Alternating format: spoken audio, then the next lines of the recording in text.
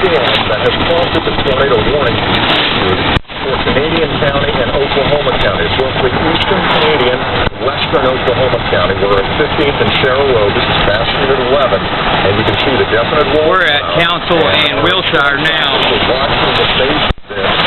Rusty, Colorado, we have Sarah Libby, Wallace, all monitoring this on radar as well, and we have Sky 5 is up in the air as well. And again, Derek, as soon as we get that picture, I'd like to see it. But the storm situation right now, the circulation right along Southwest 15th, very close to we got this baby today. We're tracking it. Doppler HD, and here it is. Here we're looking at the circulation right there. Outside of the main threat area, you're going to have a risk for some fairly decent-sized hail, perhaps up to golf ball-sized hail with this. Looks like there's one cell, one hail core, right along I-40, just to the southwest of Yukon, and then another couple of cells that have picked up right along. Yep, we're right in it. And Mustang on the pictures. Okay. Rusty, let's go ahead and back out a little bit. This is super fast unit, faster than fast. Reporting. This is moving on to the north. Heading west on Wilshire towards right into this baby. So, how long is this going to go? Look at that, fellas. Okay. We have the full crew in here that's anticipating there will be an outbreak of severe weather. 245. Rusty, how's our low-level circulation? Is it locked somewhat, or is it still looking? It looks like it's still there. It's still there. The shear width is about 40 miles wide right now. I haven't seen it any more in the last 5 to 10 minutes. Also, we have Kenny Cass here, who's kind of helping us with the scientific data thing.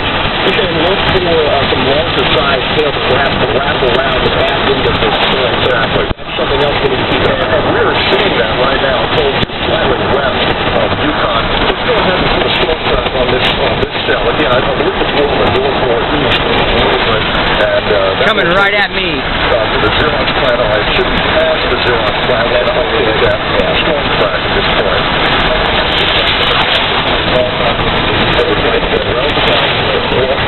Oh yeah, well defined. If you live in Yukon, especially the southwest side of Yukon, you want to be in your tornado shelters right now. This dark picture we're looking at here is the sky. Oh, this is beautiful. Absolutely beautiful. Into the storm. The best place to be. Boy, what a day to take the camera along with you, huh? Okay. Away from windows, find a hallway or a bathroom. Yeah. In the path of this storm, I guarantee you have practiced their tornado procedures. Parents, do not worry. Your kids are in good hands.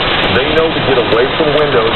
Kids know what storms than adults do. And the kids are probably in their shelters, away from windows, probably in hallways, and taking shelter as this storm. Remember, we have no confirmation of any tornado, but we do have a tornado warning. It's radar indicated. Derek, go ahead and say that again to me, please. All right, let's go to Brandon Byer. Brandon Foster, I'm sorry. Brandon, you are right underneath this circulation. What are you seeing? We moved east just a little bit. I'm on I-40 getting onto Morgan Road there. Let me get up on the bridge and I'll be able to get a better look at it. But basically we ran into a lot of rain. The wind picked up. It seemed like a lowering just to the southwest of our location. Then the sirens in Mustang or Yukon, just south of I-40, were very audible. But right now, still trying to get back around to see this. Brandon, you've not seen any tornado on the ground or anything like that? No, I haven't seen that yet. Very good. Now, Brandon is in a very good location. I've got some information.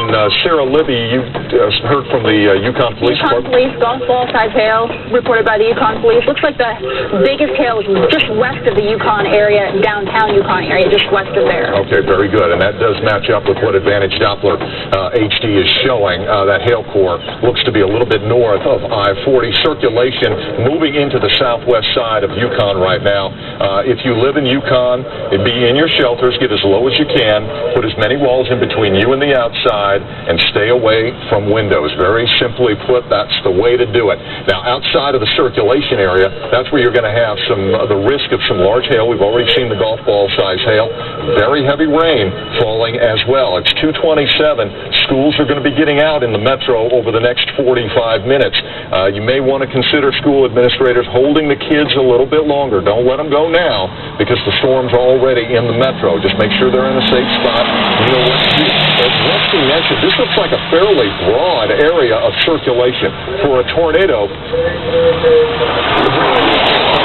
very tight circulation, and Rusty, you've been watching this. I have been for about the last 10 minutes. What I would say is that the circulation hasn't gotten any better, and the further north this storm system heads, it's actually getting into a unfavorable environment. It's not totally bad, but the best juice, if you will, or the best instability is actually in the southwest and the south central side of the state. So as these storms lift north, they're actually getting into a little bit more unfavorable environment for severe weather. It does not mean that a tornado is not possible, but a good sign is that we haven't really seen this circulation tighten up any.